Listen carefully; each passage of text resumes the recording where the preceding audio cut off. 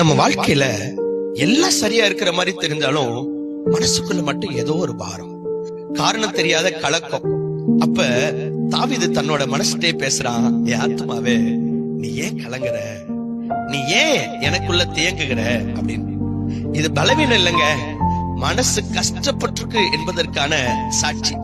அப்புறம் அவன் என்ன சொல்றான் தெரியுமா? இந்த மனசை பார்த்துக்கிட்டு உட்காராம தேவனை நோக்கி காத்துரு, அவர் சமூகத்து ரட்சிப்பின் நிமித்தம் நான் இன்னும் அவரை துதிப்பேன் அப்படின்னு சொல்றேன். அதாவது இப்ப நான் அழுறேன், ஆனா இதே நிலை நீண்ட நாள் இருக்காது. தேவன் என்னை விட மாட்டார், இன்னும் நான் அவரை துதிப்பேன்.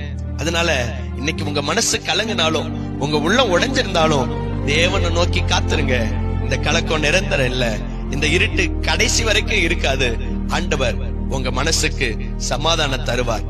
மீண்டும் அந்த துதி உங்க வாயில வர வைப்பார்.